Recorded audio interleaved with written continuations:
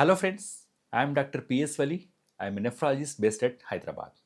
ఈ వీడియోలో కిడ్నీ పేషెంట్స్కి ఉపయోగపడే ఒక మోస్ట్ ఇంపార్టెంట్ కాన్సెప్ట్ తెలుసుకుందాం.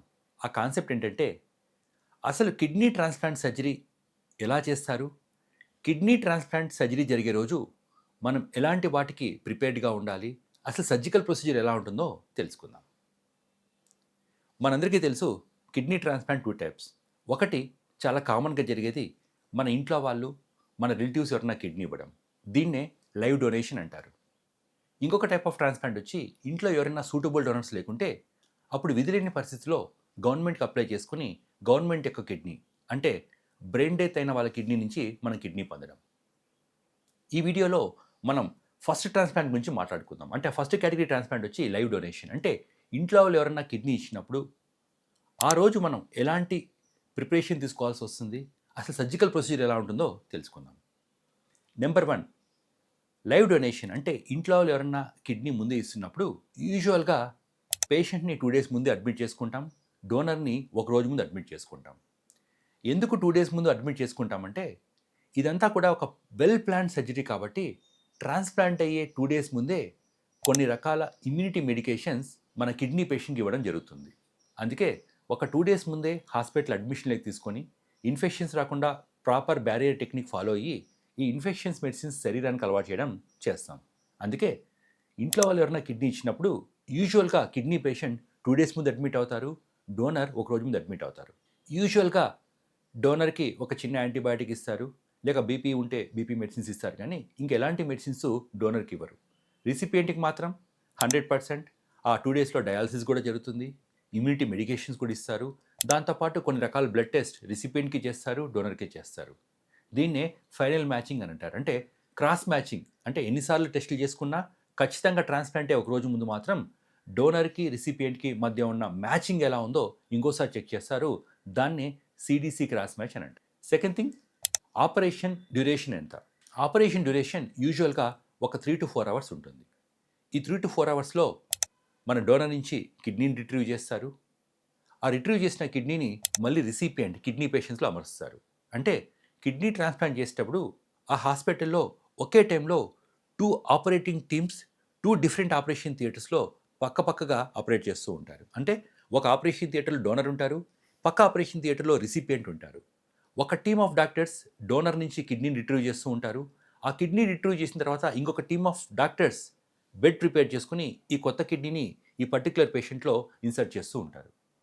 దెర్ఫోర్ కిడ్నీ ట్రాన్స్ప్లాంటేషన్కి 2 డిఫరెంట్ థియేటర్స్ పక్కపక్కగా ఉండాలా, 2 డిఫరెంట్ టీమ్స్ ఆఫ్ డాక్టర్స్ అవసరమవుతూ ఉంటాయి. అంటే కిడ్నీ ట్రాన్స్ప్లాంటేషన్ ఎప్పుడు కూడా ఒక డాక్టర్ చేసేది కాదు, it requires a good team. ఒక టీం ఆపరేషన్స్ డోనర్ మీద చేస్తూ ఉంటుంది, ఇంకొక టీం సైమల్టేనియస్గా ప్యారల్గా రిసిపియంట్ మీద కూడా ఆపరేట్ చేస్తూ ఉంటుంది. యూజువల్గా సర్జరీకి అయ్యే టైం 3 to 4 అవర్స్. మరి కిడ్నీ ట్రాన్స్ప్లాంట్ అప్పుడు ఎలాంటి అనస్థీషియా అవసరం అవుతుంది? కిడ్నీ ట్రాన్స్ప్లాంట్ అప్పుడు కంపల్సరీ జనరల్ అనస్థీషియా అంటే ఫుల్ ఫ్లెడ్జ్డ్ అనస్థీషియా అవసరం అవుతుంది. అందుకే కిడ్నీ ట్రాన్స్ప్లాంట్ కంటే ముందు డోనర్ని రిసిపియంట్ని ఇద్దరిని కూడా అనస్థీషియా డాక్టర్స్ యొక్క టీమ్స్ చూస్తాయి. వారు అనస్థీషియా ఫిట్నెస్ చూసుకుంటారు, ప్రాపర్గా అన్నీ ముందే ప్రిపేర్డ్గా ఉండి చక్కగా సేఫ్ లెవెల్లో అనస్థీషియా ఇవ్వడం జరుగుతుంది. నెక్స్ట్ ఇంపార్టెంట్ వచ్చి అసలు సర్జికల్ స్టెప్స్ ఎలా ఉంటాయని.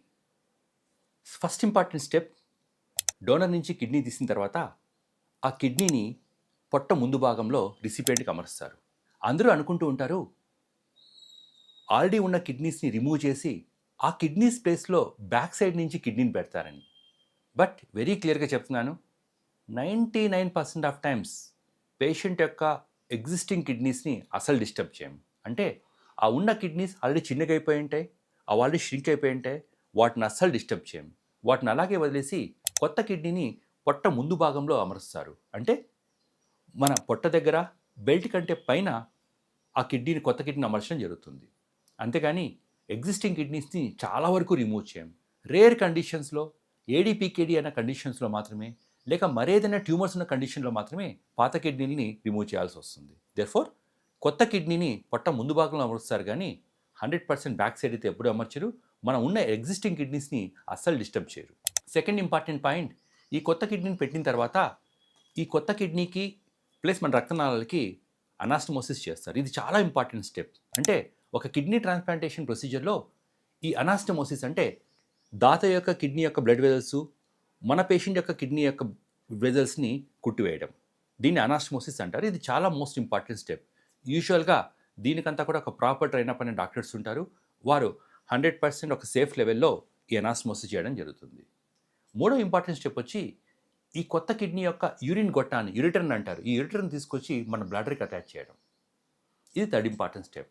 ఫోర్త్ స్టెప్ వచ్చి కిడ్నీని అంతా ఇంప్లాంట్ చేసి, అంటే బ్లడ్ వెజల్స్ అటాచ్ చేసిన తర్వాత కిడ్నీ యొక్క నాళాన్ని కూడా అటాచ్ చేసిన తర్వాత ఈ నాళం లోపల ఒక సన్నటి ప్లాస్టిక్ పైప్ని ఉంచుతారు. ఈ ప్లాస్టిక్ పైప్నే స్టెంట్ అంటారు, డీజే స్టెంట్. ఇది ఎందుకు ఉంచుతారంటే యూజువల్గా ఈ అనాస్టమోసిస్ చేసిన తర్వాత ఎలాంటి యూరిన్ లీక్స్ లోపల కాకుండా, ఈ అనాస్టమోసిస్ అంటే ఎక్కడైతే యూరిన్ నాళాన్ని కుట్టివేస్తారో ఆ కుట్టివేసిన భాగం ప్రాపర్గా పటిష్టంగా అనాస్టమోస్ కావాలంటే ఈ స్టెంట్ అవసరం అవుతుంది. యూజువల్గా ఈ స్టెంట్ని within a span of 1 week or 2 వీక్స్లో రిమూవ్ చేయడం జరుగుతుంది. సర్జికల్ టైం యూజువల్గా ఇంతకుముందు చెప్పినట్టు 3 to 4 అవర్స్ ఉంటుంది. ఈ 3 to 4 అవర్స్ తర్వాత బోత్ డోనర్ని అండ్ దెన్ రిసిపియంట్నికి అనస్థీషియా నుంచి బయటికి తీసుకొస్తారు. వారిద్దరూ కూడా కాన్షియస్ అయ్యి వేకప్ అయిన తర్వాత అప్పుడు డోనర్ని డోనర్ రూమ్కి అండ్ దెన్ రిసిపియంట్ని ఏదైనా ఐసీయూకి కానీ లేక ట్రాన్స్ప్లాంట్ సూట్ అంటారు, అంటే ఆ పర్టికులర్ రూమ్లో ఒక మినీ ఐసీయూ లాగా అన్ని ఫెసిలిటీస్ ఉండి ఈ పేషెంట్కి ఒక్కరికి మాత్రమే ఒక proper dedicated nursing teams care తీసుకునే విధంగా ట్రాన్స్ప్లాంట్ సూట్కి షిఫ్ట్ చేయడం జరుగుతుంది. యూజువల్గా ట్రాన్స్ప్లాంట్ అయిన తర్వాత ఫస్ట్ రోజు సెకండ్ రోజు ఎలాంటి ఆహారం ఇవ్వరు. సెకండ్ రోజు నుంచి అవసరమైతే సాఫ్ట్ లిక్విడ్స్ ఇవ్వడం ఏమైనా స్టార్ట్ అవుతుంది. దాంతోపాటు యూజువల్గా పేషెంట్స్ అందరూ కూడా ఈ ఫస్ట్ 2 days పాటు నొప్పి లేకుండా ప్రాపర్ నొప్పి మెడికేషన్ కూడా ఇస్తారు. సో అందరూ అనుకున్నట్టు ట్రాన్స్ప్లాంట్ సర్జరీ గంటలు ఏం జరగదు. అన్ని విషయాలు సవ్యంగా జరిగితే ట్రాన్స్ప్లాంట్ సర్జరీ యూజువల్గా 3 to 4 అవర్స్లో అయిపోతుంది. ఆఫ్టర్ 4 hours పేషెంట్ యూజువల్గా ట్రాన్స్ప్లాంట్ యొక్క సూటికి షిఫ్ట్ చేసుకోవడం జరుగుతుంది. దాంతోపాటు ఆఫ్టర్ 3rd day చాలా వరకు పేషెంట్స్ని రూమ్లో నడవమని చెప్తారు. యూజువల్గా ట్రాన్స్ప్లాంట్ అయిన తర్వాత ఎయిదర్ Day 7 కానీ Day 10 కానీ పేషెంట్ని డిశ్చార్జ్ చేస్తారు. మరి అందరూ అడుగుతారు డోనర్ని ఎప్పుడు డిశ్చార్జ్ చేస్తారని. డోనర్ని యూజువల్గా 3rd day 4th day కల్లా డిశ్చార్జ్ చేస్తారు. ఇంతకుముందు చెప్పినట్టు ల్యాప్రోస్కోపీ ద్వారా డోనర్కి ఆపరేషన్ చేస్తే యూజువల్గా 3rd day 4th day discharge అవ్వచ్చు. అదే ఓపెన్ టెక్నిక్ ద్వారా అయితే మాత్రం సుమారుగా 6 days టైం పడుతుంది. మోస్ట్ ఆఫన్ మాలాంటి సెంటర్స్లో కావచ్చు లేక ఎన్ని అడ్వాన్స్ సెంటర్లో కావచ్చు ఈ మధ్య కాలంలో ఓన్లీ ల్యాప్రోస్కోపీ ద్వారా మాత్రమే చాలా సున్నితమైన వేలో డోనర్ నుంచి కిడ్నీ రిమూవ్ చేస్తారు. దెర్ఫోర్ డోనర్ని యూజువల్గా 3rd day 4th day discharge చేసుకుంటారు. By the end of 7th day donor అన్ని పనులు చేయగలరు. అందరికీ ఇంకో మాట, డోనర్కి ఏమైనా మెడిసిన్స్ అవసరం అవుతాయని. ఆఫ్టర్ 1 week డోనర్కి ఎలాంటి మెడిసిన్స్ అవసరం ఉండవు. వాళ్ళ కిడ్నీ దాతలు వారందరికి కూడా నార్మల్ లైఫ్ ఉంటుంది. వారు నార్మల్ లైఫ్ ఉండే విధంగానే ట్రాన్స్ప్లాంట్ కంటే ముందే డోనర్కి అన్ని రకాల టెస్టులు చేసుకుంటారు, డోనర్ సేఫ్టీ చూసుకుంటారు. కాబట్టి డోనర్కి ఆఫ్టర్ 1 week ఎలాంటి మెడిసిన్స్ అవసరం పడవు.